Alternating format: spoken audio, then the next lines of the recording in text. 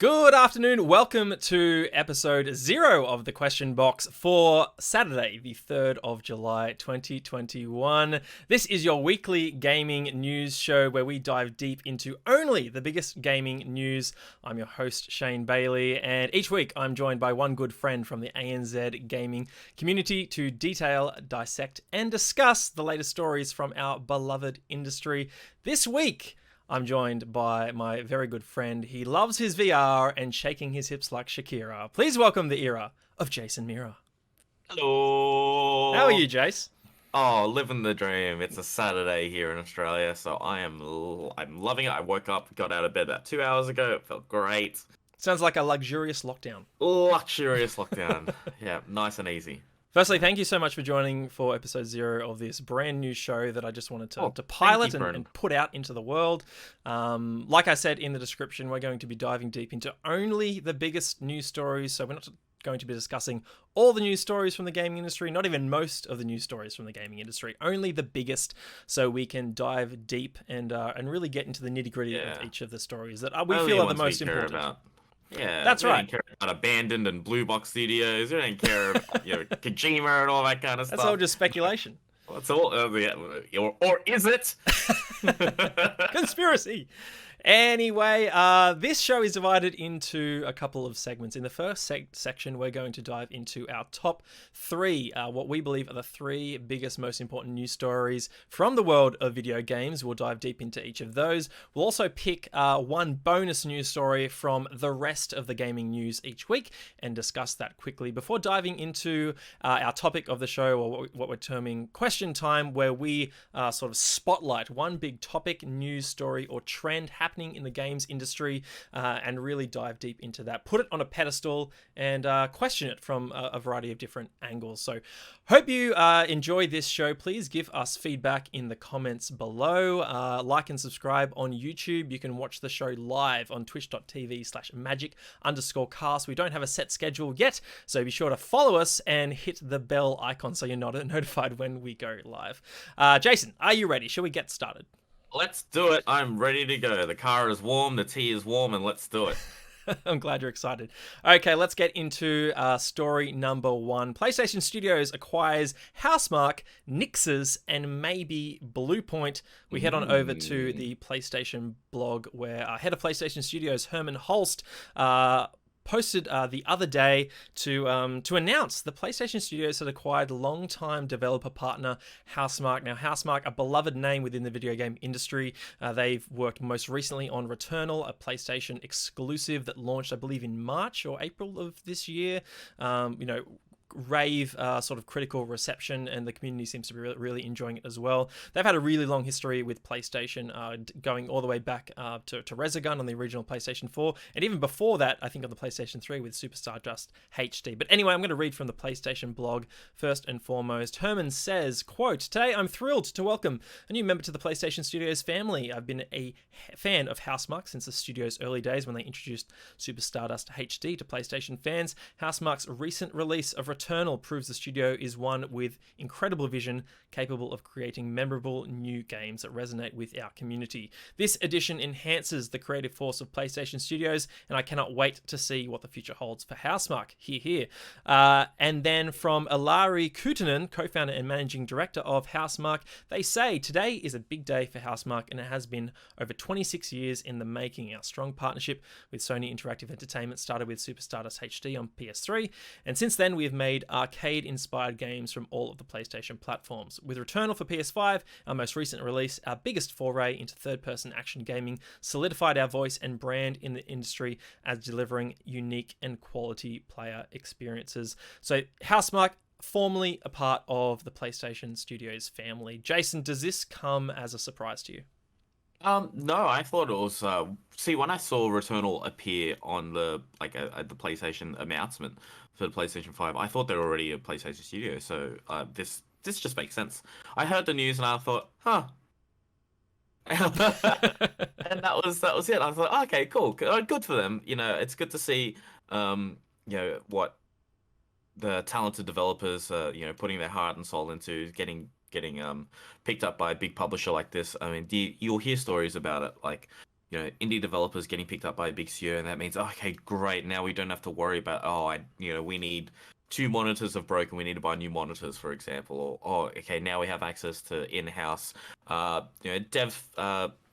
dev tools and all this kind of like things that they had to really, really worry about before. Now they don't have to worry about it anymore. So that way they can, 100% focus on the games, on their art, on their craft. Really, really happy for them.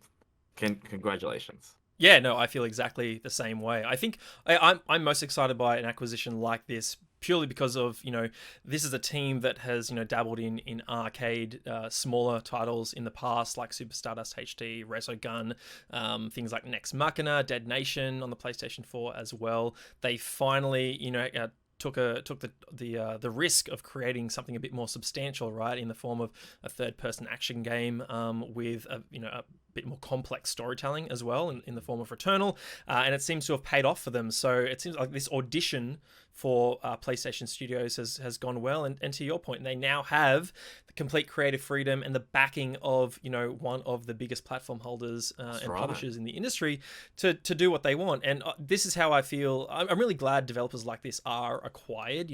I feel similarly about a studio like Double Fine as well, right? Who we know 10 years ago was really struggling financially. They're trying to make ends meet. They're making all these different quirky games after the lackluster sort of commercial reception to something like Brutal Legend, that they really need to focus on survival, and now they don't have to worry about that. Yep. So yeah, I'm just really happy for the team at Housemarque. They have the opportunity to work alongside some of the best studios in our industry as part of PlayStation Studios. So that's really exciting. A bit of a different story, but it's still part of the same PlayStation acquisition arc that we have here, is the acquisition of Nix's. We head on over to Press Start, where Shannon Grixey writes, PlayStation has acquired another studios, following in the footsteps of PlayStation announcing it had announced Housemarque, an accidental early acquisition announcement of Bluepoint, which we'll get to in a moment.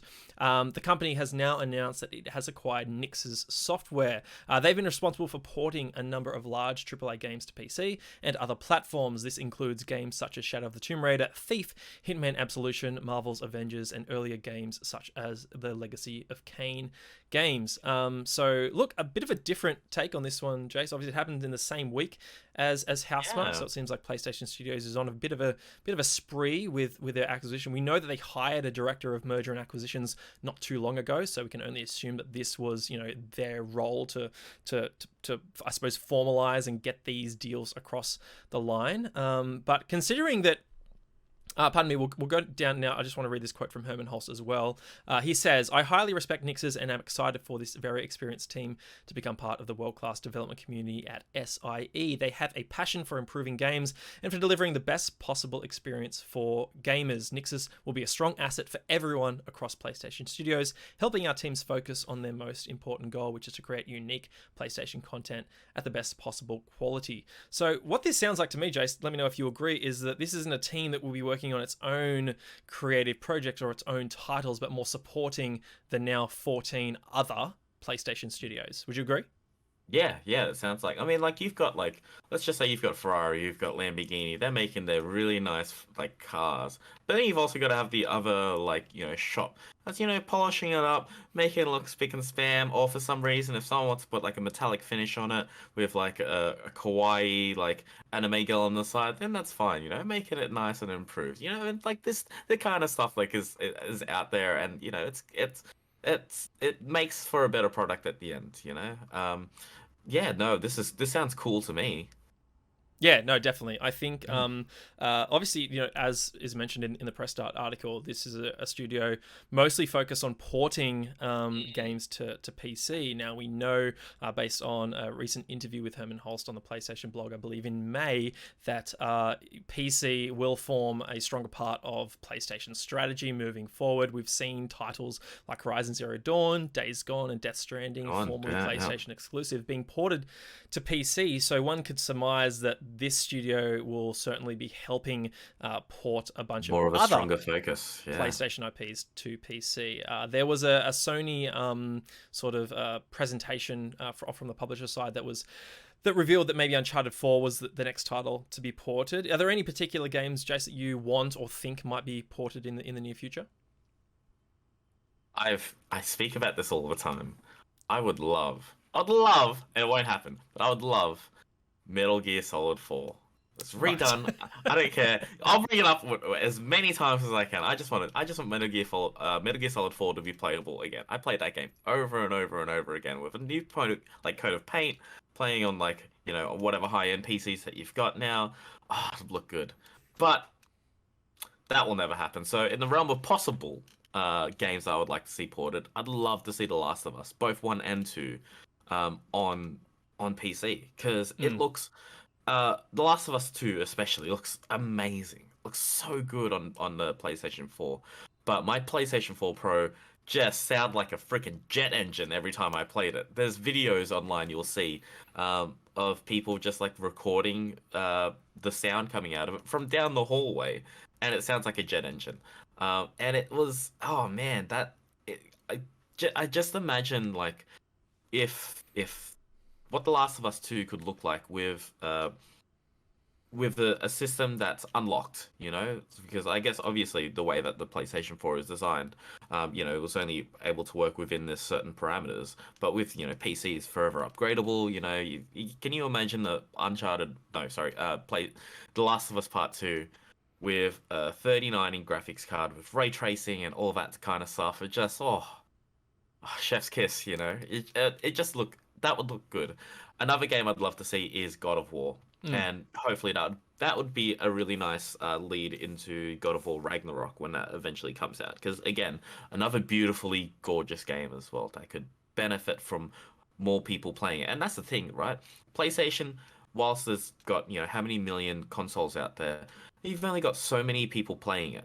But expanding it to people with PCs just allows more people to experience it. And you've got those console wars with people loyal to PlayStation and just wanting to keep their games within the PlayStation ecosystem. Share the love. It's like just the more people experiencing it, the more people playing it, the more people being able to talk to about it. That would just be the best. So, long story short, my answers would be I'd love to see The Last of Us Part 2 and God of War. Yeah, no, you touched on a variety of great points there. I think I'll start with your Metal Gear Solid 4 note. Yes. Yeah, I wish it would come. Like, obviously, that game is currently stranded on the PlayStation 3, Yeah. and I believe not backwards compatible in any reasonable Not means. not that I can see. So that really sucks, right? Like, that's a game that people adore, and future generations won't be able to experience unless they really dedicate themselves to finding a PlayStation 3 and a physical or digital copy of that game. Yeah, you mentioned things like The Last of Us and God of War. I think it would really benefit PlayStation to deliver those experiences to an audience who isn't interested or willing to pick up a PlayStation console. Obviously, we've seen a publisher, platform holder like Microsoft do this for a very long time now. I think going way back to 2016, that's when they started this Play Anywhere initiative, right? Where you buy Oh the yeah. game once and you own the copy across console and PC. I hope one day that that's something PlayStation would consider. Right now, we're in a situation where games are coming much later than their original console release date over to PC. Something like Horizon Zero Dawn comes to mind, obviously releasing on PC in the lead up to Forbidden West to drive that hype. And I could see something like God of War 2018 being ported to PC, and maybe also getting a PS5 director's cut, taking advantage of all the new features there to drive anticipation for Ragnarok. One title that I want to put out there that I think would benefit Get me over it, Shane. immensely from PC, Dreams. That is a Oh, game that is yeah, that would be. that Oh, survives and thrives on community content, and giving it to yeah. the PC community who can take that and really push it to its limits. Obviously, on a Mm. mouse and keyboard, potentially even more user friendly than using a DualShock controller or whatnot. Yeah, That could breathe another sort of wave of life into a that's title right. that right now could do with. I haven't been keeping a track of Dreams. I haven't played it, but it's recognized as a great title, right? That's right. And it could just do with more community members feeding Exactly. I it. mean, yeah, look at Gary's mod. Like the amount of Gary's mod is just a platform, right? You Right. just do whatever the hell you want with it. But look at the things that have come out of it. Mm. Imagine that. Oh, wow, that's such a good answer. Like Dreams on PC. Because like I can't imagine what it'd be like playing like in designing games with a DualShock, right? Oh yeah, I mean, And is I it? think right now the PlayStation Move wands, right, are probably the most, the easiest way to sort of create content in a 3D space. It's probably a Yeah. bit more intuitive than a DualShock, but mouse and keyboard infinitely more intuitive than that. Mhm. Or even like a Wyco pad or something. Mm. Dan? Oh yeah, that's a great answer. Yeah. Oh, my So, answer look, sucks. I think another great point around this acquisition is the fact that the PlayStation studios themselves, who build these games, won't necessarily need to draw manpower, time, and energy away from other projects to do these PC ports. Right? We have a very experienced, very talented studio within PlayStation Studios itself, now able to pick up the ball, so to speak, or someone like Naughty Dog can pass the baton onto them and say, "Hey, we're done with The Last of Us Part 2. Can you handle the PC port for us while we go work on Factions or the remake that's meant to be coming as well?" So, yeah, I'm really excited for this. As someone who currently doesn't own a PlayStation console, this is one less reason for me to potentially own one, or feel pressured to buy one in the near future. And let's be honest, they're not easy to access, and also they're not cheap. And from PlayStation's side of things, they get my money through a different Yep. means, right? Oh, that's right. So And look, yeah. one way they could possibly do it is what if they created the like a dual sense controller compatible with your PC as well, right? I think it is already, isn't it? Is it already? I think Like you can with plug in the the adapter DualSense. triggers and everything? I think the games have to be programmed for obviously the DualSense in Okay. mind. Yeah. But I'm pretty sure they're compatible with PC. But Okay. look, we all know you don't make profit through hardware; you make it through software. And putting games like PlayStation exclusives on PC, open it to a wider audience. It's more revenue for PlayStation. It's more engaged users and more fans for these studios of these games, Right. which only benefits them in the long run when they're working Mm. on sequels and whatnot. So, look, I'm really happy for this acquisition. Yeah, I don't think that we'll see Nix's work on an original property, but I'm really excited to see what they're able to port to PC and how they're able to support the other developers in the PlayStation ecosystem to make their games on PC the best they can possibly be. So that's great to hear. Obviously, the other story to come out of this was Yes. the rumor that Bluepoint is another studio that PlayStation has picked up. We'll head on over to Push Square, where Sammy Barker writes, Bluepoint stresses it's fully independent as Sony acquisition speculation swirls. Earlier this week, when Sony officially announced its acquisition of Housemarque, an image mistakenly uploaded by PlayStation to Japan seemingly confirmed Demon's Souls developer Bluepoint as well. The picture, utilizing the same style as the one for the aforementioned buyout, included Returnal's protagonist in it, suggesting this was slated to be revealed after the finish firm.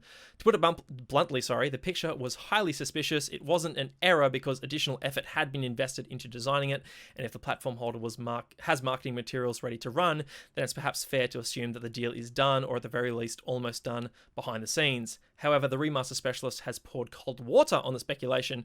An update to its Twitter profile now stresses that it's a, quote, fully independent, self-funded studio, end quote. It also added the same language to a bunch of recruitment listings, despite it not being there before.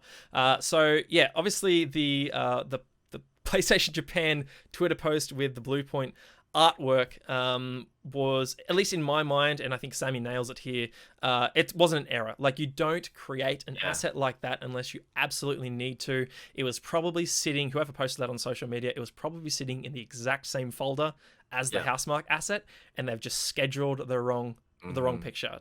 Do you think I'm on the money there, Jace?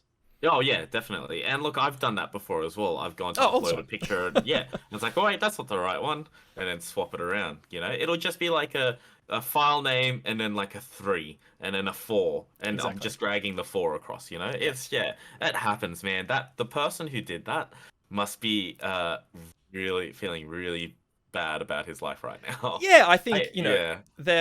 it's good news, right? Like, it's not the biggest leak. But is it good news now? Like, because the way that I look at it now is that now that Bluepoint's gone to all this effort to say no, we are 100% independent and fully funded. Something also tells me that okay, this deal was in the bag, but because of this, they've gone. You know what? No, you guys have screwed it up.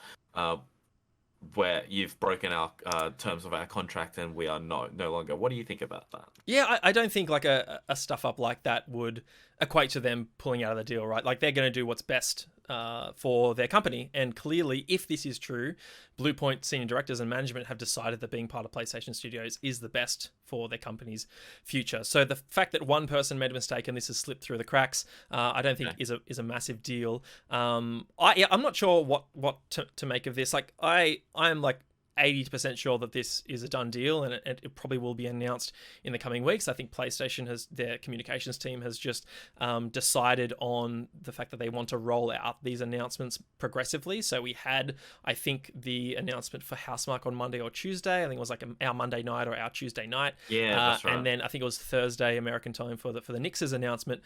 So I would imagine that if this is true, that this is something that comes early next week, and they just want to spread it out. They don't want to.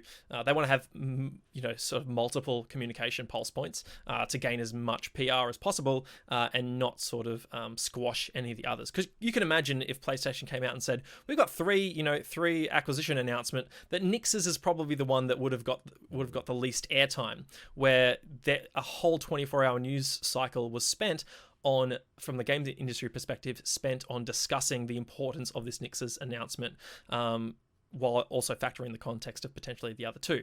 So, look, I think it's just odd to me that Bluepoint would so strongly lean against it. If it's definitely going ahead, like maybe they just want to Sammy's point, pour cold water on the speculation. The truth is, speculation of a Bluepoint acquisition was happening well before the Housemarque acquisition announcement. So it's just a studio that many people would assume PlayStation in the near future is going to acquire. So look, I'm not too sure what to make of that. What will be most interesting if this acquisition isn't true, and in the next month, 2-3 months, we have no news of a Bluepoint Games acquisition. I'm not sure yet why that asset ever existed on PlayStation Japan servers, for instance. So yeah, that'll be a big question mark if that happens. But I think, very interesting. Look, I think this is 80%, over the line, or something I'm at least 80% confident in is true. But I guess we'll have to wait and see. So Jason, they're up to now 15 PlayStation Studios. We know Xbox has 23. Do you expect to see or hear more from PlayStation? Sure, I was just looking it up just then. Like, where have they announced the state of play for like their next state of play or anything like that? Not yet. No, rumor is that it's going to be July, so sometime this month. Yeah, wow. Because that'll be the like there was no PlayStation presence, or from what I understood, there was no PlayStation presence at the E3 at E3. So like I guess people are still holding their breath as to what's going on, and like why every little thing that's happening at PlayStation right now is being scrutinized over, because they haven't said anything for a very long time. Whereas now, we have the lay of the land with what's going on at EA, what's going on at Ubisoft, Xbox, at Devolver. Like I guess the public want to know what's going on with one of the biggest platform holders out there, right? Definitely. So yeah, so I guess it'll be interesting to see what happens at their next state of play, and it'll be interesting to pair up everything that was in the rumor mill before the state of play and what's left over. I think that'll be really interesting to see. Yeah, I think based on the timing of these announcements, it's pretty clear to me that they have purposely sort of positioned these communication pulse points well away from E3 and the summer of gaming hoopla, where we had that one week where obviously Microsoft, Bethesda, Nintendo, Ubisoft, like a bunch of the industry's biggest publishers were announcing a bunch of stuff, right? And we know from the past 2 years that PlayStation has lent away from that. They know that they can make a huge splash on their own without the excitement and hype for an industry event like E3 or even the Summer Games Fest. So yeah, I'm of the belief that we will get some kind of future of gaming showcase like they did last year, like a much extended state of play within the next 2 months. If July doesn't work out, I can see this easily coming in August. We have Kenna Bridge of Spirits, which is a sizable PlayStation exclusive, launching in mid or to late August. I think it's August 24 from memory. And we just had previews for that not too long ago. We also have Deathloop coming mid-September. So I've got a feeling PlayStation's going to want to showcase those games in some meaningful capacity, as well as potentially announce a release date for Horizon Forbidden West if it's to launch in 2021. And if it's not to launch in 2021, clarify exactly when in early 2022 it might drop. So, I know that PlayStation fans are hungry for more news from PlayStation. They just want to see new games, right? They want to see Ragnarok gameplay. PlayStation know that they're hungry, so I can see them dropping something, detailing all their new exclusives in the near future. We'll move on to topic number 2, news story number 2. Speaking of PlayStation exclusives, Ghost of Tsushima Director's Cut is coming to PlayStation 5 and PlayStation 4 on August 20. We head on over to the PlayStation blog again, where Andrew Goldfarb, communications manager at Sucker Punch, sort of gave us the full details on Ghost of Tsushima Director's Cut. We know this is a PlayStation exclusive from last year that was first dropped on PS4, I think in June or July of last year. Jace, that's right. I can't remember. It was shortly after The Last of Us Part 2. Yeah. So he says, we're happy to announce that on August 20, we'll be releasing Ghost of Tsushima's Director's Cut on both PS5 and PS4 consoles. This new edition comes packed not only with the original game and every piece of additional content we've sold to date, but a brand new adventure for Jin alongside a bunch of new features that we're excited to reveal. He goes into details about Iki Island, an island offshore of Tsushima, sort of between Tsushima and mainland Japan, where the Mongols had a presence. You'll experience a whole new chapter in Jin's journey there. There'll be new minigames, new techniques, new enemy types, and much more. Even new animals to pet, which I know Ghost of Tsushima fans. As soon as I heard that, I was like, what? We'll be excited for. On both platforms, Director's Cut will also offer new trophies to unlock for the new Iki content, which is great. We also have PS5 exclusive features, and he says, we've heard your feedback about the lack of Japanese lip sync in the original version of Ghost of Tsushima, and it's something we worked hard to address in this new release. Thanks to the PS5's ability to render cinematics in real time, cutscenes in Ghost of Tsushima and on Iki Island on PS5 will now offer lip sync for Japanese voiceover. We're also happy to confirm that Ghost of Tsushima and Ghost of Tsushima Legends and the new Iki Island expansion will all take advantage of haptic feedback and adaptive triggers in the Director's Cut. There'll also be enhancements to 3D audio on PS5, as well as drastically improved load times, 4K resolution options, and frame rates targeting 60 frames per second. In terms of transferring your progress, if you already own the game on PS4, you'll be able to transfer your save to PS5 and pick up where you left off, which is great. And for other updates, I don't think there was much of note to include there. We obviously have details on what's included on the Director's Cut limited edition, I believe. This is... Yeah, you get horse armor, new armor sets, new flags, all that kind of stuff. Okay, so this is all downloadable content, nothing physical. So this isn't a retail offering.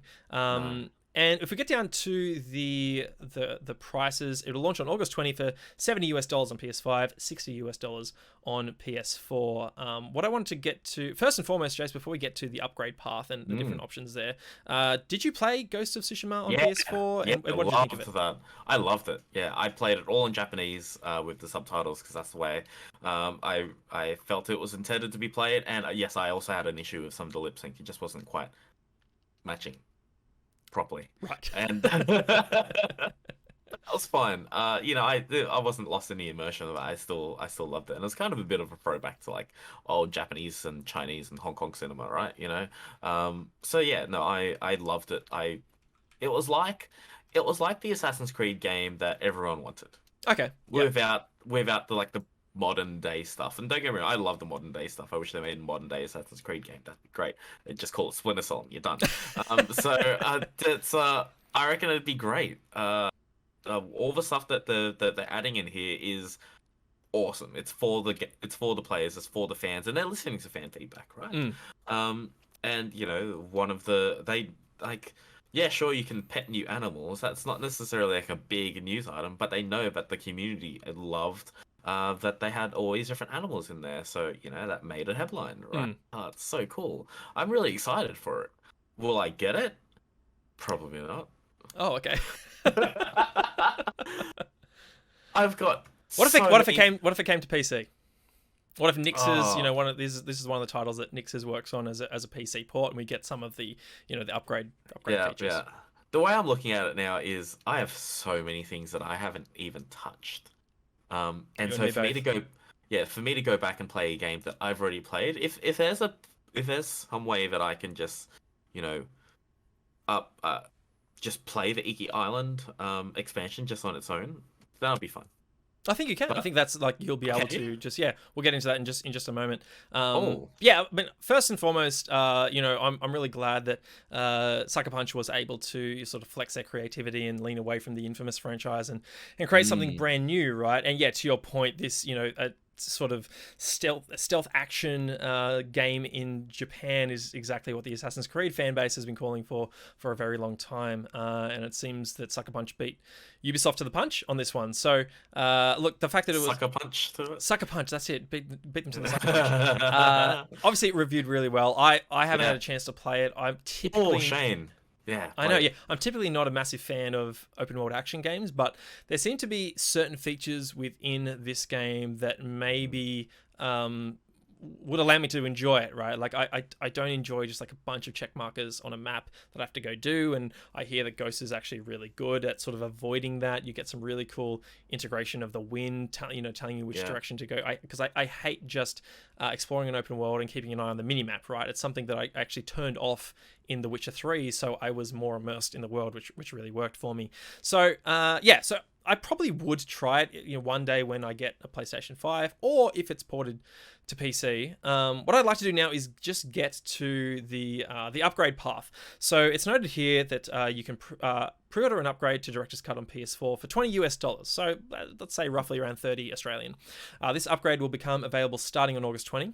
And on August 20, if you bought Director's Cut on PS4, you'll be able to upgrade to Director's Cut PS5 at any time for $10 US.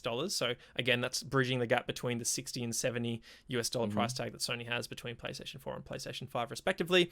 You can also upgrade directly from original Ghost of Tsushima PS4 to Director's Cut on PS5 for $30 US. So again, just taking the $10 console upgrade and the $20 Iki expansion and bundling them together. So there was a reaction piece on Push Square, penned by Sammy Barker again, saying messy Ghost of Tsushima upgrade makes PS5 for the payers. Now, I'm not necessarily in agreement with this, but one point that Sammy makes that I'd like to draw the listeners' attention to is the fact that this by the time this game launches, Director's Cut that is, it's a title that is essentially more than 12 months old. Sammy writes in part of their article, the game, already almost a year old, costs $70 on the next-gen console, an outrageous sum when you consider that the release has been available since 2020. Yes, it includes the new Iki Island expansion and a variety of other welcome improvements, but this is effectively a Game of the Year edition, a re-release that, historically, would retail for a lower price point, not more. Sony, instead, is wringing every last cent out of its loyal fans. Is that something to, I suppose, be concerned of there, Jace? Yeah. Like, this is, it's going to be a 12-year-old game, 12 months or plus version of the game by the time it releases. Do you think it's a bit stingy of PlayStation to be charging full price for it, or do you think like the Iki Island expansion and all the other features make up for it? But like, how big is the expansion though? Like, that's the thing. That's the thing. Yeah, we don't know. Like, yeah, like if they just sold the expansion, I was thinking about this in the car the other day. Do you remember PC expansions for like, you remember when they did the map pack for Halo? Yeah. You remember when they did like expansion packs for like Red Alert? I remember getting the disc for the Halo 2 map pack on the original Xbox, and it was like $30.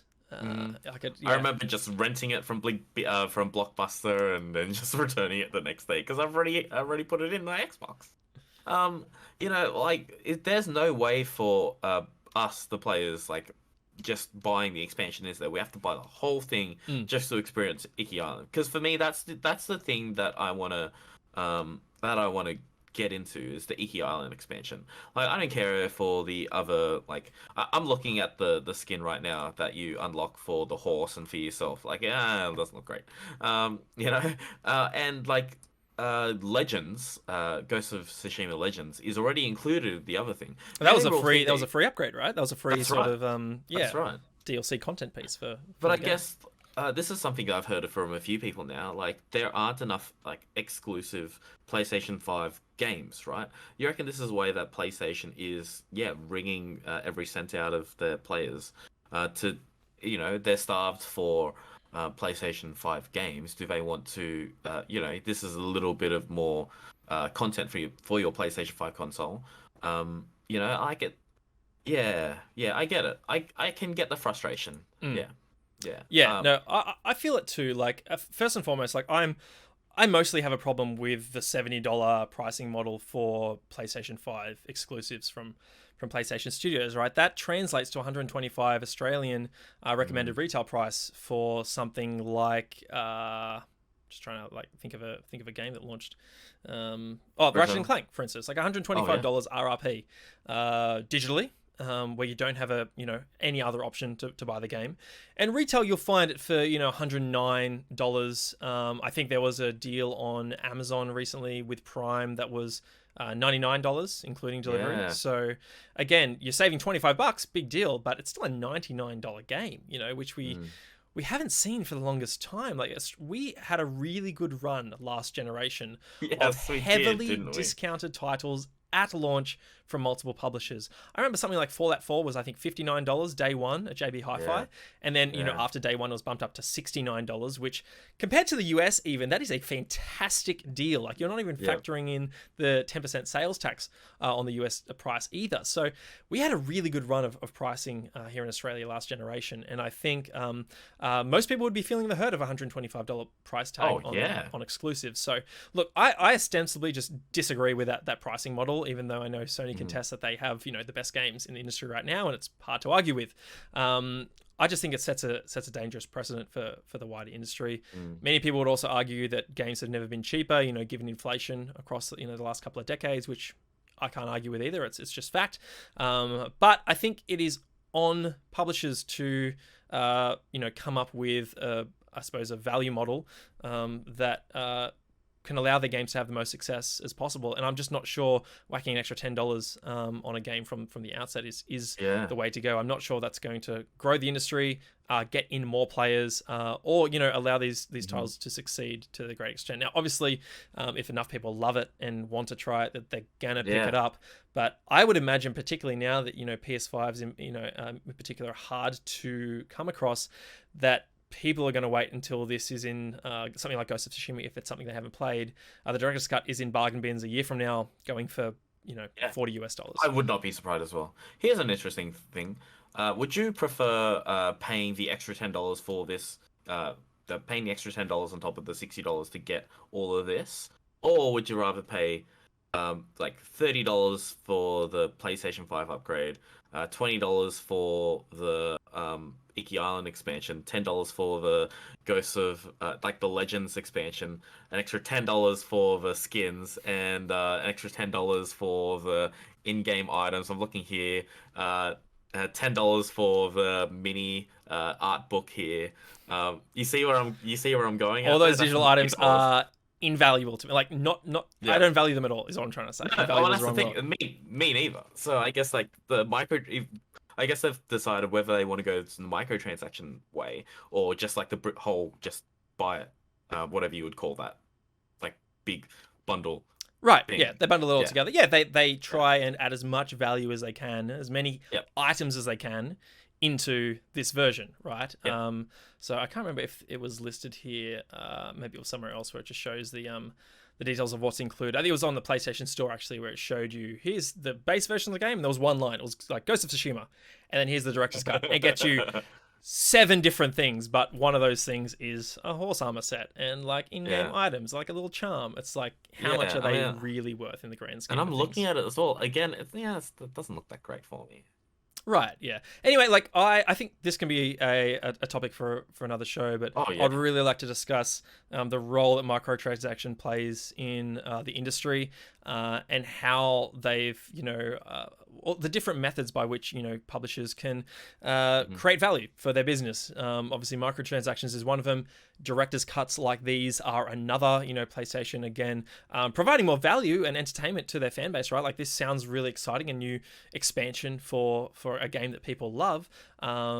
I'm just wondering if there's a better way to, to suppose sell that to consumers. Yeah, a topic for another time, I think. Yeah, definitely. I could go on about that for a little bit longer. Anyway, we'll go to story number 3 now. Remedy Games developing 2 new Control games, a co-op game, and a big budget sequel. We'll start with Shannon Grixty's story over on Press Start. Remedy has announced that it has signed a deal with 505 Games for 2 more Control games. The first is a 4-player co-op PvE game called Project Condor, with and the second is a bigger budget, Control game that is likely to be a sequel to the 2019 classic. There's no time frame on either of these games, but Remedy's slate of titles are absolutely stacked. We now have the 2 upcoming Control games, Vanguard, a new Remedy experience, the Crossfire X campaign, and the rumoured Alan Wake 1+2 games that are apparently being made in conjunction with Epic. An update from the blog post on the website says, today Remedy and 505 announced that we have signed a new game, codenamed Condor, which is a spin-off set to expand the world we kicked off with Control. I want to take a moment to talk about the world of Control and our plans a bit more. Actually, I won't dive deep into this blog post. Yeah. Control is a game that I started and am yet to go back with. I think I put in a total of 45 minutes.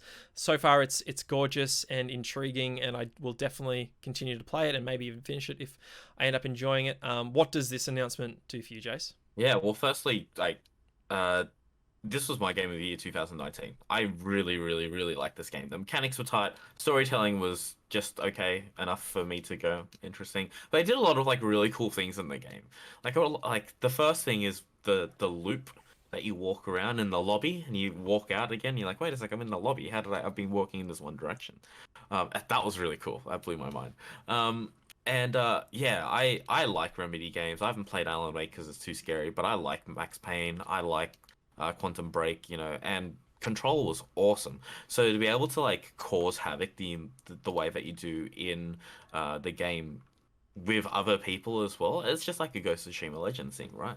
It's just more fun with your friends because Control is a single player experience, which traditionally Remedy games have been single player story narrative experiences, which is great. I love that kind of stuff. But with the mechanics that they introduce and the things that they've done, I reckon I think they've picked it up and looked at it going, this could be fun with other people and just causing chaos. I just feel bad for the end. That game engine would really be struggling to look at all those particle effects going off. But yeah, no, I'm excited. That'd be really cool. In regards to a sequel, I'd love to see a sequel. It opened itself up to a sequel. It'd be really cool because they've kind of already said that the Control also lives in the same universe as Alan Wake, right? It'd be really interesting to have think of it this way: a brand new game from Remedy, kind of like a supernatural third-person action type game, and then you find out that there's an agent there from the Bureau of Control, right? And it just this expanded universe where Control isn't the focal point, but it's there as well, you know. And even after the events of Alan Wake, from what I understand, people from the Bureau of Control went to the town to investigate what happened and whatnot, and that's why you're finding evidence of it throughout the whole game. Yeah, I really like Control. Control's really good. Just what I wanted, it landed at the right time for me. I really liked it. I'm excited to see what all of this turns into. I'm actually really excited to see what the Crossfire X campaign looks like. Where is that?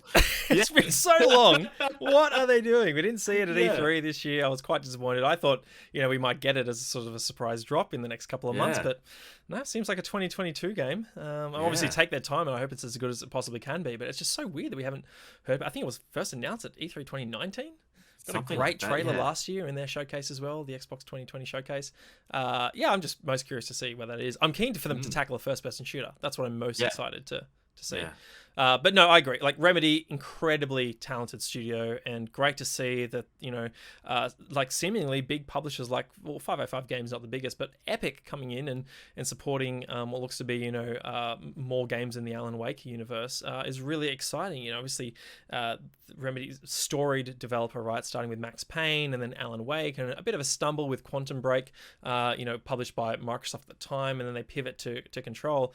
Yeah, this is now a franchise that that is recognized as one of the best and obviously a strong Game of the Year contender for 2019. What I'm most interested here, Jace, is do you think this announcement would have gone as well had they not have confirmed a proper sequel? If they'd just come out here and said the next game in the Control universe is a 4-player co-op game, do you think that would have landed as well? The only reason I ask is that we've seen somewhat of a, not a backlash, but a bit of concern or dissatisfaction from the recent Redfall announcement from Arcane. You know, similarly, a very talented studio who'd worked on Dishonored primarily and Prey in the past, now pivot to a 4-player co-op game, and many people are asking, it's like, oh, you know, I'm not sure I want a multiplayer game from them.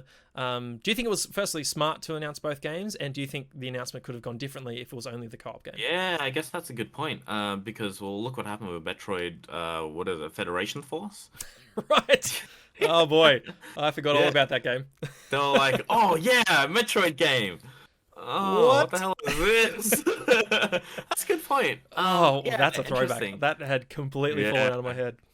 Well, yeah, I guess the way that they announced it, I don't think it would have fallen as flat if it was just because if they had announced it with like a big flashy trailer and like, and it's a co-op PvE game, I think people would have gone, oh, right, yeah, you know, yeah, I see what you mean. I guess the you know, the 4-player PvE game is the potatoes and veggies and the sequel. The fact that they are still working on a sequel to Control is like the steak, right? That's the people go to dig their teeth into.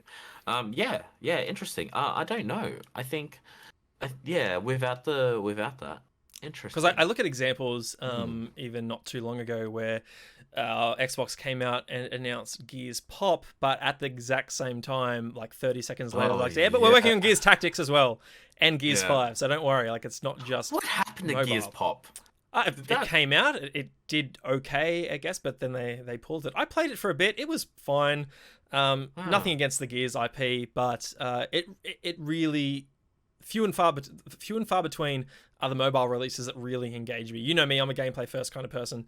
So if you don't have anything satisfying for me, like a gameplay loop that I can really engage with, then I'm really not going to enjoy it. And look, the idea was fun. It's sort of like a tower defense type of game, like deck builder sort of mechanics as well. That was fun for the few days that I played it, but it, you know, an hour or two in, you start to realize, okay, this is all about driving those microtransactions and getting me to buy the coins so I can upgrade to the the best characters and whatnot. So sort of came and went, probably for the best. Big fatty steak with a lot of gristle on it, but it tasted good. So. Right. Yeah. I look at the announcement of Redfall, and obviously we've only got a CGI trailer for that, but there is a bit of, I suppose, hesitation within the community to say, oh, has Xbox taken Arcane, the developer we know and love, and throwing them onto a multiplayer experience so they can monetize the hell out of it. What we know is that Redfall began development way back, I think, towards the end of Prey's development, which was in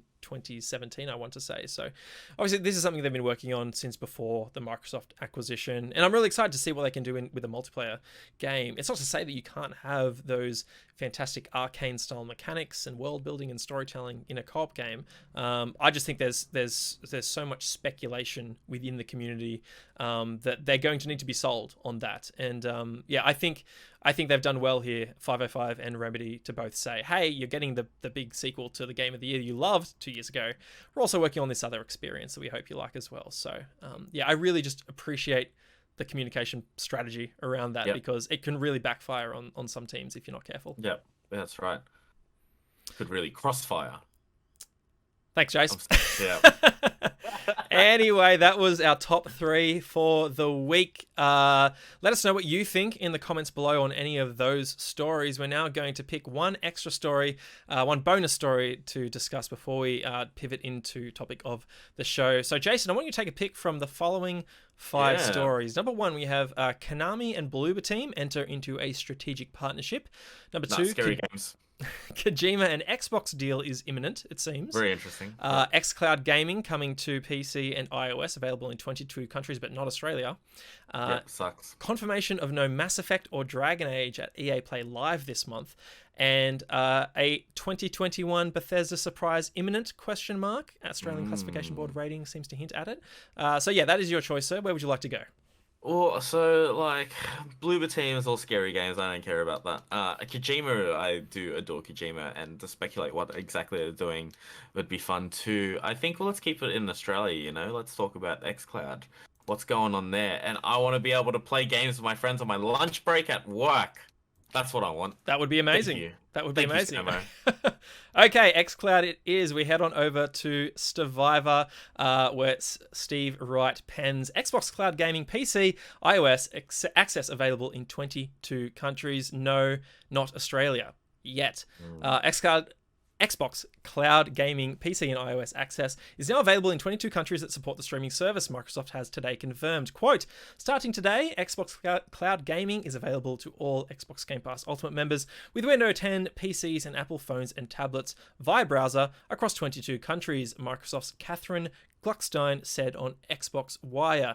Quote, if you're a member or want to become a member, simply go to xbox.com/play on Microsoft Edge, Chrome, or Safari on your PC or mobile device to start playing hundreds of games from the Xbox Game Pass library, end quote.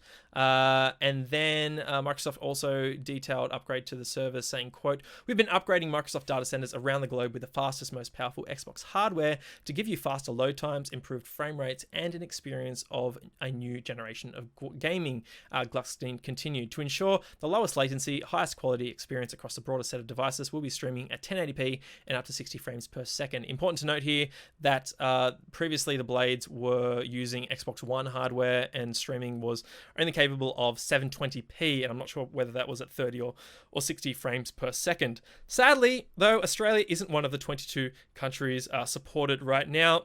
You can see the list of countries right here. Steve writes, Australia is currently in the middle of an xCloud trial on Android, though Microsoft has promised that Xbox Cloud Gaming proper will be in the country before the end of the year. So he's hoping that Xbox Game Pass TV app for smart TVs that Phil Spencer and Satya Nadella spoke to just a few weeks ago is available to us very, very soon. A couple of things before we dive into this one, Jace. Firstly, finding it really difficult not to call it xCloud.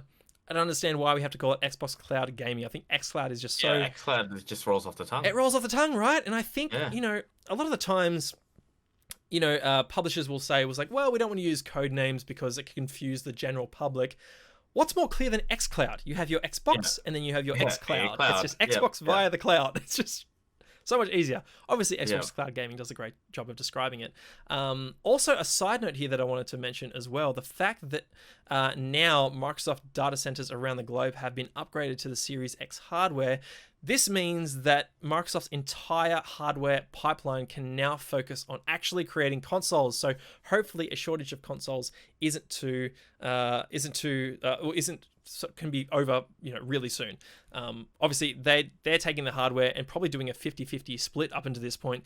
Obviously, serving new boxes at retail and also upgrading their data centers. So now that that's done, this means more consoles will be in the pipeline at retail really, really soon, which is great to hear. More people can start buying them.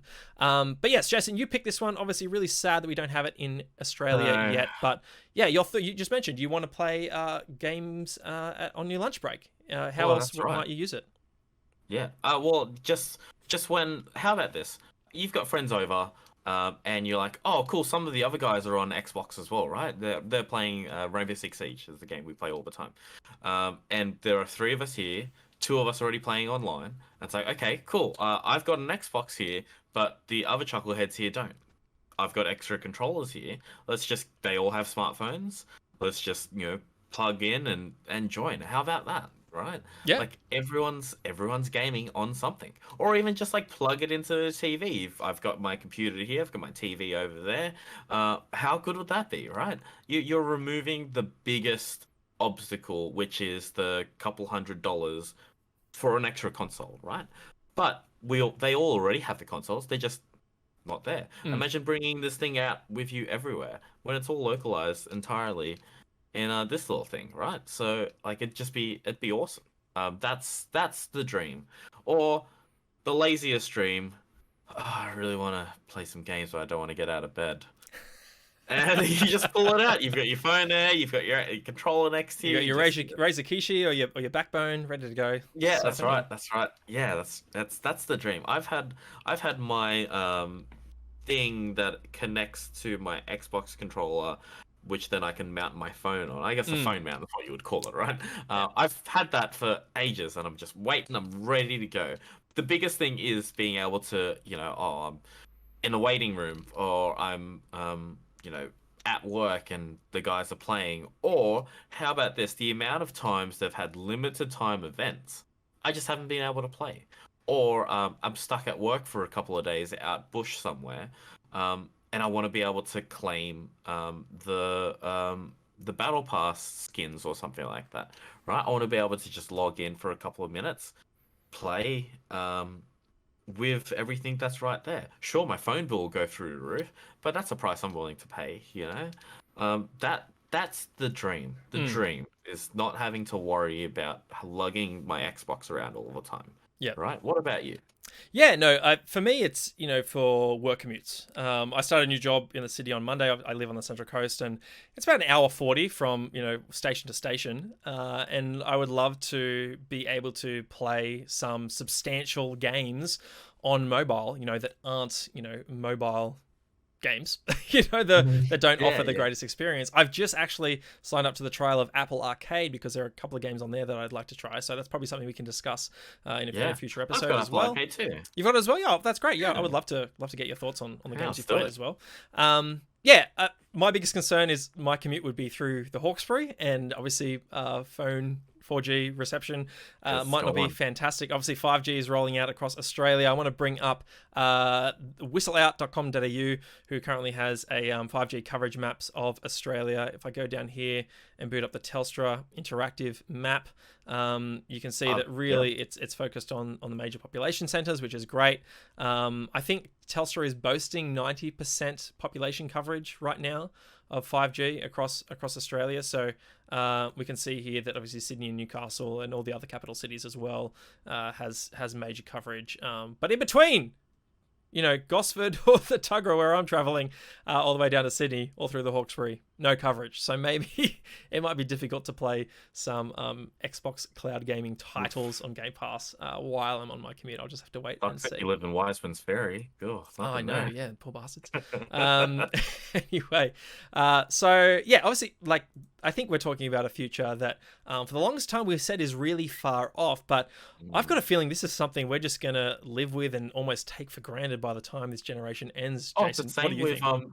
yeah, it's the same with it's not five, freaking broadband internet, right? Imagine a day and age where you had to like connect to the internet. Like it's not connected to your computer all the time. You Yeah, have to connect to it. And if you get a phone call in the middle of it, that's it's right. Yeah, gone. You got to start I again. remember as a Yeah. teenager, it's like, Mom, Dad, you gonna use the phone? Oh, as a kid, Mom, Dad, you gonna use the phone? And I was like, no. I was like, good, because I want to go on the internet. Yeah, I want to go on the What internet. a I don't know what I joke! want to do yet, but I'm How gonna did we go on the survive? internet. Yeah. Oh man, those were the dark ages, I like to call them. This is true. Yeah. Um. Yeah, and now we just take it for granted. We take it like I lost the internet at my house for about a week and a half. I don't watch TV, because Australian TV just sucks.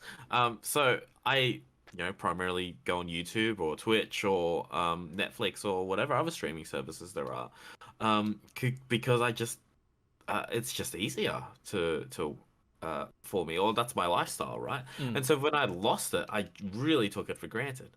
That sucked, this 5G would just be really interesting. I'm looking at my area right now. Luckily, I do have it in my area, but yeah, the spots in between, um, are there's nothing there. Luckily, mm, where I'm going from and going to, like I've got 5G there, so it's yeah. not. I don't have that. But let's just say I stopped to get some, I don't know, food or something at, let's look at here, Eastern Creek or something for some reason. I've got no 5G there, Right. Yeah. and let's just say I'm in the middle of looking at something and I'm waiting for something to download. Yeah, I think we're going to take technology for granted for sure, and I'd love to see it all roll out. It's going to get to a point where we're going to we'll be talking to each other and say, wait a second, have they finished rolling out 5G already? and we'll be like, yeah, they have. Yeah, Well, okay, that's wow. to Well, my that was point. it. Telstra is, boasting 90% population coverage. I had no idea. I thought 5G was still like in its infancy. Well, But one yeah. of the providers has figured it out. Seemingly, I don't have experience with 5G yet. I'm currently with Vodafone, but look, maybe I'll have to get someone on the show Oh, that currently uses 5G, or maybe they have access to the Android oh, beta of xCloud, because I would love to hear their feedback. I'm mm, using an iPhone right now, and I don't see myself changing anytime soon. yep. So I'm most keen for this to arrive in Australia, and hopefully, if Phil and the Xbox team can keep their word and deliver it this year, then I'll be jumping on it for sure. What I'd be really interested to see is what reaches maximum rollout first, the NBN or 5G, and what's going to be more reliable, 5G or the Right. NBN? Yeah. Yeah, because already you've already got telcos talking about, yeah, connect to the internet with just like a 5G thing, Mm. instead of like your local landline, hardline connection to the NBN. Yep. And they're boasting like sometimes double the speed because I'm getting like 90 megabits down, right? Yeah. Can you imagine getting like 200 megabits down? Oh You know man, what's terrible is that pales in comparison to most other developed nations, yeah, where they're yeah. getting a terabyte down in some areas in the States. It's ridiculous. When I was in the States, I was connected to hotel Wi-Fi. I was getting better internet connection than I was here. Did I say terabyte? I meant a gigabyte. Yeah, If someone's getting a terabyte down, my goodness. yeah, Um, man. Anyway, yeah, I think again this can be another topic of the show in the future when we talk about cloud gaming, the impact it can Definitely. have on the games industry, how it can make it more accessible to a wider population. Obviously, Xbox in particular have been very vocal about wanting to break out of the 250 million console user base, right? That will pick up some kind of video game console across a generation and be hitting the 3 billion gamers across the Mm. planet. Look, I think that's going to be a fascinating conversation. I can't wait to see how our industry changes because of this. I think first and foremost, it needs to prove itself, right? It needs to prove that it is a quality experience, that the latency Mm. is near non-existent.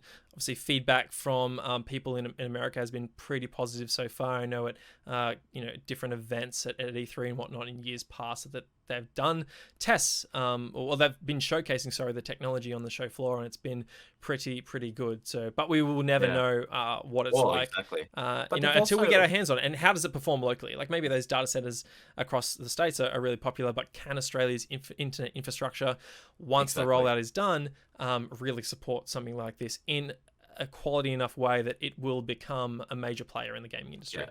You're 100% right. And I think they've done really good with the messaging of it all. Like some of this is still in beta and they've got it, Xbox Cloud Gaming beta. Mm. So people have been pretty like understanding with it. It's like, oh, Yeah. okay, I've had a little bit of trouble with this, but it's still in beta, right? They should have It's done like that with early access, Stadia. right? Or game preview, so like you will Yeah. understand that there are, hitches and issues and Yeah. bugs and things that all need to be fixed. And this won't be a 100% smooth experience, but this is an important part of creating that quality experience once it's Exactly. ready to go live. Um, Exactly. anyway, yeah, I'm really excited for the future of cloud, Xbox cloud gaming, as we're now meant to call it. It's going to take me a long time to We can adjust, call but it XCG. yeah, No, just let's not acronymize it. I don't know if there's a verb acronymize for it. acronym. Anyway, that was our bonus story for the first segment. We'll now pivot into question time, where we take one major theme, news topic, trend within the gaming industry and put a spotlight on it. This week, a report, from GameIndustry.biz was published by Brendan Sinclair, the managing editor over there, on Wednesday, the 30th of June. It says, indies criticize Sony over discount policies, poor communication, more. We've since then had a couple of other reports, both from Kotaku and Push Square, which I'll get to. To me, this is required reading that I will post in the YouTube description so you can view it yourself as well. And we'll get into it. There's a bunch of different sort of angles from, I guess, around this piece. And I want to So probably interesting. highlight each of them. So bear with me as I get through most of these articles. But Brendan Sinclair over at GameIndustry.biz writes, Twitter thread from Neon Doctrine co-founder Ian Garner. has complaints echoed and verified by numerous peers. This morning, Neon Doctrine co-founder Ian Garner posted a Twitter thread about Platform X, which he did not name but identified as, quote, the operator of a very successful console and does not have Game Pass, end quote, pointing to either PlayStation or Nintendo. In the thread, Garner criticized not just the lack of promotion it gave indie developers and publishers for their titles, but the choices it made that minimized their ability to move the needle on their own. Quote, wish lists have no effect, so all or your personal marketing means nothing to Platform X, Garner said. All that matters is their evaluation. How is this evaluation done? Dunno. They don't share that, nor will they share the value they ascribe to my game, end quote.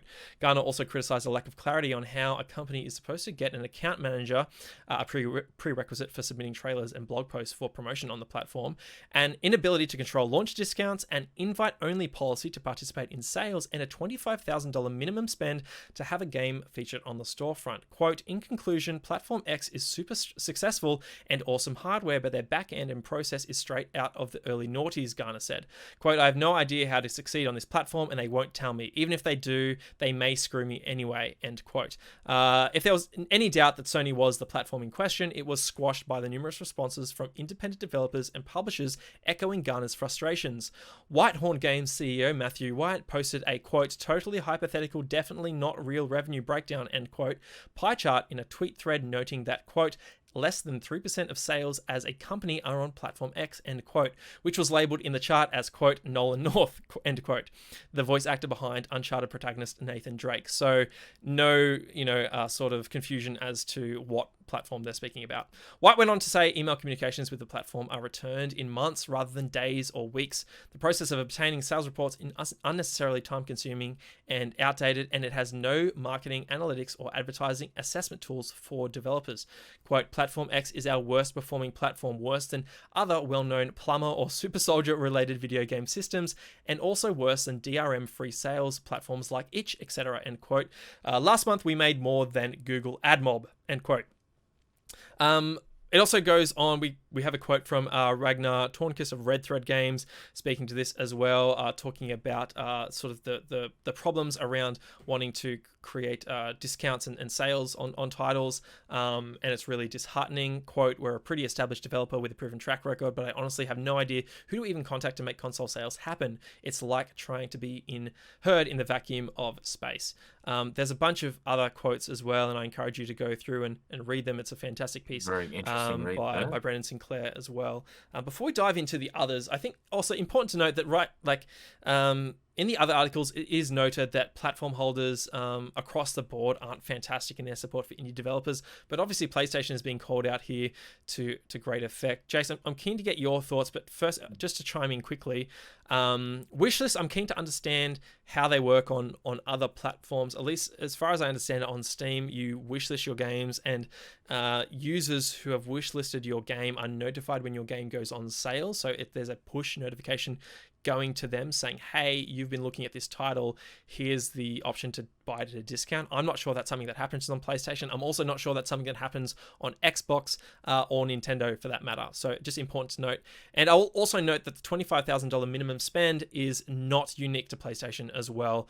Xbox, and I'm sure Nintendo as well, charge for to be featured on their dashboard. Obviously, you are reaching millions of active players on that storefront, and no platform holder is going to give you that for free unless part of a co-marketing deal that we see the likes of Sony and PlayStation in particular take part in with major publishers when partnering on something like Cyberpunk 2077 with Xbox, or Batman Arkham Knight with PlayStation quite a few years back. So, or Call of Duty for that matter, which they tend to do on an annual basis. So I just want to point those out. But on hearing or reading this report, Jason, what are your initial thoughts? Yeah, that sucks. I mean, like, video game development, from what everyone says, is not easy, and this just makes it's just like another massive, like, Headache, right?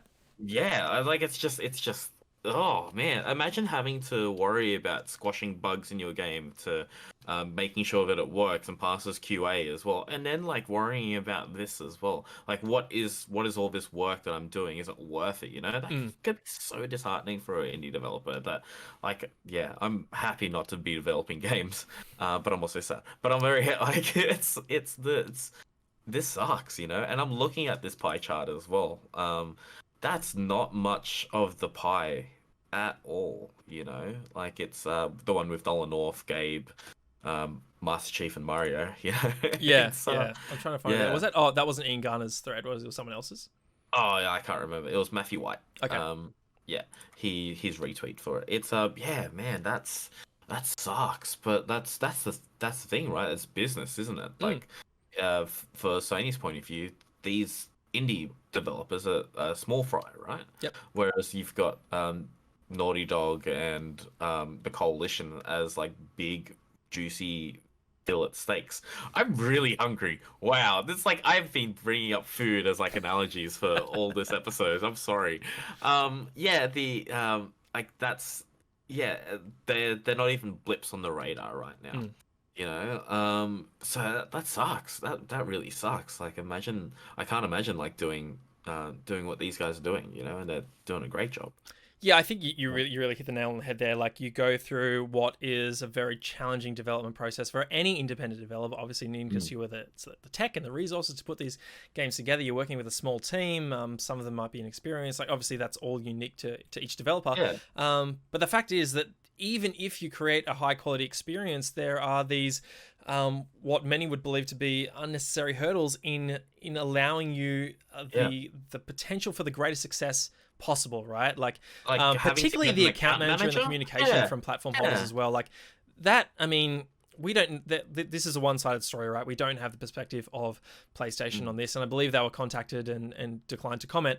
But yeah, the fact that you have thousands of games being published through the independent developer, publisher programs that they have. I'm not sure if PlayStation has a name for it, but obviously you have ID at Xbox on the Xbox side of things, and you have like the Nindies sort of avenue on Nintendo's platform for the Switch. But yeah, I really think it is on the platform holders to create the most seamless experience possible for these developers who are providing fantastic, sometimes fantastic content for your platform. And these are titles that you, as a platform holder, are taking a 30% cut on every sale as well. So it behooves you to allow them to have the greatest success possible. I understand the need for, charging a certain fee to be featured on your store page. Look, maybe there can be concessions made for independent studios. That's totally on the platform holder, and it's up to them to decide that. I'm not going to tell them how to run their own business. But yeah, I really think just the account manager perspective and the communications perspective as well, not being able to get answers as an independent publisher could be, like, I imagine is so frustrating. You have zero power with a platform holder like PlayStation, right? Where you are small fry compared to anyone else. But like, I think, this, if something like this persists, then I think you can see it having a detrimental impact on PlayStation's business as well, right? Like we've heard over the last few months and even more than a year at this point of, I'm just speaking, I don't mean to flame any console wars here, but speaking to the positive success and the great results seen through independent developers working with Xbox through Game Pass, where Microsoft up front covers your entire development cost essentially, so you break even on a Game Pass deal, and then you are then able to gain revenue on incremental spend on other storefronts, other platforms, and any sales on Xbox outside of the people who play it via Game Pass as well, right? So you have this immediate safety net as an independent studio to say, hey, at least we've broken even. Now it's just about trying to make money in other ways, and that's really appealing for studios like that who are working in tiny teams, sometimes out of their garage or their basement or small office spaces, sometimes online collaborating together, not even working in the same space. I really think, fixing the account manager and communication angle is probably the easiest thing a platform holder can do. And I would like to see them create, I suppose, an easier method for, any independent studio to developer to get their game's name out there. And I think this speaks to, again, another topic we can probably discuss later on, is just that discoverability is such a huge issue on every digital That's storefront, right. whether it's PlayStation, Xbox, iOS, in the Apple Store, the Google Play Store. It's a huge problem that no one has really succeeded in That's right. addressing, unless you're part of a very curated library like Game Pass, like Apple Arcade, right? So I think the industry has a long way to go in navigating that. Yeah, definitely. You could have like the best burgers in all of the city, but if no one knows where you are, you're not gonna make any sales. That's right. That's exactly right. I want to go now to Kotaku Australia, where John Walker has another angle as well, saying PlayStation is hard to work with. Devs say, published on July 2nd. This obviously comes after the game industry .biz story. I'll just jump down to the middle here. There were two main responses to our article yesterday, highlighting one, independent developers' frustrations with working with Sony to sell games on the PlayStation Store. The first was a confusing number of people convinced that this was somehow part of an underground conspiracy to destroy Sony. The second was many indie game developers and publishers getting in touch to say that yes, wow, Sony are far harder to work with and sell games through than anywhere else. It's not possible to rationalize with the former group. We had confirmed hard figures on Sony's fees for getting any visibility on the PlayStation's inbuilt store, so we reported them. The conspiracy, disappointingly, ends there. However, the information about just how much worse it is for indies to work with Sony than Microsoft or Nintendo keeps piling in. Quote, oh yeah, there's Nintendo who supports us, one such response begins, then Microsoft who supports you, and then there is Sony who supports its own AAA machine and gives a fuck about everyone else, end quote. We've reached out to Sony to hear their side of all this, but at the time of publication, they've chosen not to respond. Obviously, Bloomberg reported in April. This goes back to Jason Schreier's report about a focus from Sony on big blockbuster titles. There's cinematic AAA things as well. But this and extends to third-party developers. But really, the independent studios aren't getting the same attention. Quote: Sony does not need. Does not understand what indie means. An independent publisher tells me under the condition of anonymity via Twitter DMs, quote, not at all. For them, indie is something in the lower million budgets, end quote.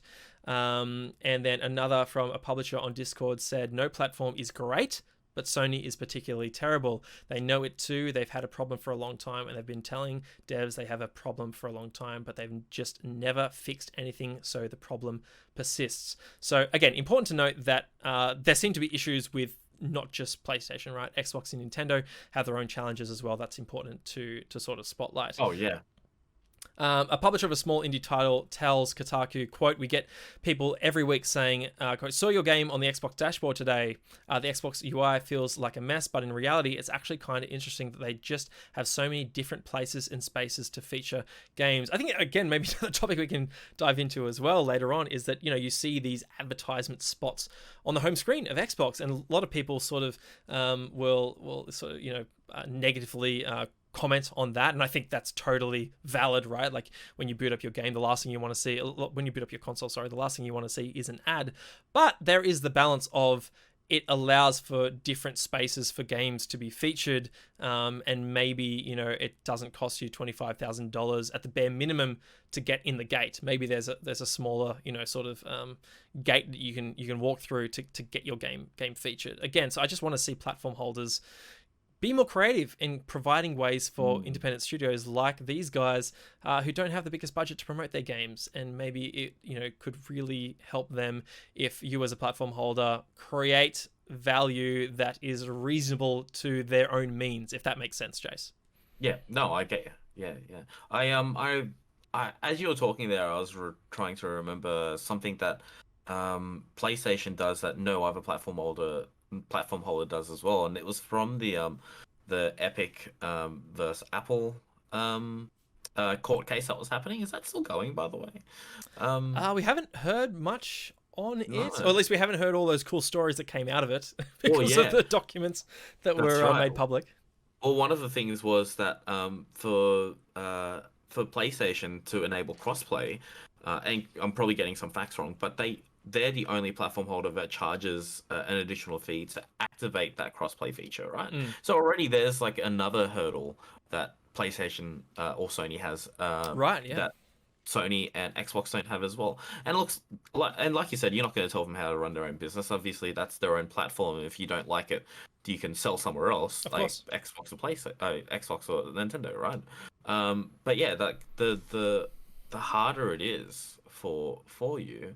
You just don't want to do it anymore unless you're like Uncharted developer, Naughty Dog or Housemarque, right? It's this sucks. It's just another hurdle, and you said it as well. Like it behooves Sony to invest a little bit more time because with the indies, because the more that Yep. they sell, the more you get back, right? Yeah, Um, honestly, like a dozen or so account managers scattered across the different territories to purposefully serve independent studios. mm, You are going to make that back in the 30% cut that you take from their games and any DLC or microtransactions that they might have included, as well. And obviously, you're just feeding the growth of the industry. Like these are teams who are starting small and who maybe make their way into bigger roles at bigger companies, bigger studios in the future as well. Maybe they don't do that. Maybe they stay independent, but they find success through other titles. One of the most interesting stories I think in the indie space is that of Clay Entertainment, who was making like cool indie stuff like Mark of the Ninja, and then they had this breakout success with Don't Starve, and now it's on mobile platforms and all these different sequels and expansions and DLC, and it's a yeah, huge hit. That's like independent studios. They're just like sometimes just waiting for that breakout moment where they can that's right. contribute a huge amount to the games industry in a more meaningful way. So yeah, I really just when I saw these reports, it's just a real shame to understand that hey, this is happening, and at least from from somewhat of an ignorant perspective, right? Like, we are not behind the scenes at any one of these platform holders and understand the nuances of these independent programs, but at least some of these platforms are doing better than others, and so I'd like to think that there is a sort of a minimum benchmark that platform holders should be meeting in terms of being able to support the thousands of independent developers that support that platform. So look, I think it's a real shame. I just quickly want to bring up a report from Push Square as well, who say how PlayStation is failing indie developers. I'll link it again in the YouTube description below so you can take a look at it yourself. But it just delves more into studios that they've heard from, I think particularly from the American side of things as well. So you can read more about that also. I think, interestingly, Jace, here's the other angle I wanted to bring up is that Yep. this is something that we heard about at the start of the Xbox One PS4 generation as well. And it seems to me that history might be repeating itself in the sense that through the 360 and the PS3 generation, Xbox Live Arcade really ushered in to Oh, my mind, yeah. a golden era of independent games where for the first time in the gaming industry history, independent studios were able to find great success in the console market, and usually they were sort of pigeonholed to PC, where there wasn't any real, sort of reasonable way for them to publish their games on console because there was no digital storefront, right? Like it was only you were a box product on retail shelves for the Xbox and PS2 generation, or you don't exist at all.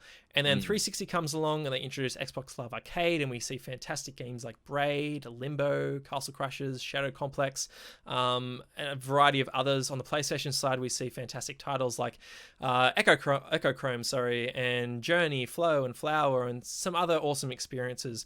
And then from there, obviously 360 had that success early on with Arcade, and then going into the Xbox One generation, they were criticized for not having this independent support. And then PlayStation came along and said, "We love indies," and they showcased all these independent games on their E3 stage way back in 2013 and 2014. And then Xbox quickly pivoted, brought Chris Charler on board, and then ushered in the ID at Xbox program. And now at the start of just this generation, it seems to have reversed, right? Where Xbox Yeah. has this great groundswell of enthusiasm for Game Pass and, creating success and value for independent publishers. But the incumbent winner of the previous generation of consoles, PlayStation, seems to be focusing on AAA as well and other, areas of their business that they seemingly view as more important. So, yeah, I'm wondering how much truth there is there. Whether it's just myself, sort of, maybe I don't know, just coming at it with too much of a different angle. But Yep. yeah, Yep. I find it really interesting that we sort of see this flip flop, and it doesn't seem like one platform holder can get it right 100% at any given time throughout a console's life cycle. What do you think? Yeah, it's interesting, isn't it? Like, I think some businesses will say that we're comfortable with what we've got here. Let's just coast, right? And then and then they get too comfortable. I think it was Reggie Fils-Aimé that said like, if you're comfortable or something like this, I'm probably getting it wrong. If you're comfortable doing what you're doing, then you're doing something wrong. Mm. And that's why I think Nintendo is always like constantly reinventing the wheel. They've gone from the Wii to the Wii U, and then they've got the Switch. And they're completely different types of consoles, completely new ways of playing. And sometimes it paid off, sometimes it didn't. You know, look at the Wii U. They tried something new, didn't quite work out, but then they moved on to something else. And you know that it wasn't the software that failed them, because the software resold on the Switch. People were rediscovering those games that released on the Wii U, Mm. right? And it was just I appreciate Nintendo for trying something new, you know. Um, and and I think with PlayStation, I think with the last generation, they're very happy with being the big guy, right? The popular kid at school. Yep. And so it sounds like they got pretty comfortable. Near where in my industry, what I'm doing right now, a store closed down that was in not the same industry as me, and people in my workplace like, yeah, cool, get rid of that competition. And I was really sad, because Mm. it was the competition breeds something. Success. Yeah. Innovation. Success. Yeah. Yeah, that's right. That's right. Well, and now I don't want to get too comfortable with what we're doing now. So, yeah, because we'll get complacent, and then we'll start dropping the ball a little bit. So who knows? Maybe it's a little bit of that. It's hard to know, isn't it? Because we're only attacking this story at one angle, aren't we? We're not really getting anything from the PlayStation, which is a bit sad that they refused to comment. Yeah, no, and Mm, and that's the point. This is a one-sided story, but you nailed it on the head when you mentioned complacency, right? Like this is a pattern that we've seen mm, throughout the last few generations, where the winner of a generation strolls into the next one and is usually a bit more arrogant, puffing out their chest, and can seem mm. to. Like to think that they can get away with it. We saw it from PS2 to PS3. $600, you'll get a second job to buy our console. We saw it from 360 to Xbox One with TV. And if you're not connected to the internet, we have a fantastic console for you. It's called the 360. 60. And now we go into the PS5 generation, where I think, to Sony's credit, it's just a perceived arrogance. They're not overtly, making these huge mistakes. Obviously, there's criticism around their crossplay business models, the fact that they're charging $10 more for their exclusive games. They're not offering, a valuable service in the form of something like Xbox Game Pass. And we're going to see if this has a detrimental impact on their business long term. For the moment, they're selling more PlayStation 5 consoles than they can make, and they're selling them faster than they sold PS4. So from the outside looking in, they look like they're really successful. Obviously, the software sales are there to back it up as well. I think Miles Morales sold more than 10, 15, I think upwards of 20 million copies. I might be wrong about that. Maybe I'm confusing it with the first Spider-Man. But it's to say that, they are the top dog right now. They can seemingly get away with most things that they're doing, including not offering free upgrades for some of their titles, which is something that Xbox is focused on through smart delivery. So, yeah, what impact is it going to have on their success this generation? That's something we're going to see roll out in real time over the next few years. I think for the most part, you'd be happy with what they're doing. Obviously, they're delivering fantastic software, but it really is disheartening to see these stories. And just frankly, I feel for the independent developers around the world who, are really hurting from some of these practices. And again, not just from PlayStation, but from some of the other platform holders as well. I think there's still a lot of work to do to enable success for studios of all sizes. And that's something that I hope is addressed. And to your point about PlayStation not commenting, I hope this is something that is brought up with someone like a Jim Ryan in the future, or a Phil Spencer gives an interview, or Chris Charla from ID at Xbox, that this is something that is addressed and brought more into the spotlight. And I credit the guys at Industry.biz, Kotaku, and Push Square as well for their reports and bringing it to light. Hopefully it's an issue that doesn't persist for too much longer. I don't know. Jim Ryan did say, it's like, oh, I haven't had anyone complain about the amount of space, hard drive storage space we have on our PlayStation 5. I don't know if you heard that people were complaining about 500 gigs in the PlayStation 5 or something like that. That's 660 or something like that. Something like 825 that, gig, and you've got about 660 usable storage. Yeah. Obviously Jim Ryan was like, oh yeah. We haven't heard any complaints. Yeah. You've been on reset era, Jim? No? Yeah. Really not. Anyway, so that does it for our question time and our topic of the show. Let us know your thoughts in the comments below. I'd like to hear what you think about the current state of the industry, particularly from the perspective of these independent studios and publishers. If you have other stories as well that you'd like to direct our attention to, please hit us up on social media. I am at magic_cast on Twitter, and Jason is at Neon Mirror. Jason, I want to thank you for joining me for this Oh, episode thanks 0. for having me on. I Thanks know for we've gone having me on. much longer than anticipated. The Google Doc said a maximum of 60 minutes, and we're coming up on an hour and a half, so I know it's gone longer. But I think it That's just speaks to the fine. fantastic discussion we can have with these topics, right? That's right. That's right. And if you want to see more of those, you can hit that subscribe button on youtube.com/magic_cast. I'm not sure that's how the YouTube URL works, but just Oh, search you just Magic Google it. Casts, one word, on YouTube. You'll find it there. In the future, we hope to be doing these live, and you'll be able to watch those on my Twitch channel, twitch.tv/magic_casts. If you have enjoyed this conversation and would like to, and you're part of the ANZ gaming community, you'd like to offer your unique perspective, my Twitter DMs are open. I want to add as many voices to the show as possible, so please feel free to reach me at magic_cast there as well. We hope you've enjoyed the show. Of course, your feedback is most welcome in the comments below, and feel free to message me as well if you'd like to share something a bit more detailed. Hit that like button if you have enjoyed it. It really helps grow the show as well, and subscribe for more content in the future. Thank you again to Jason for joining me, and we will see you next time. Thank you.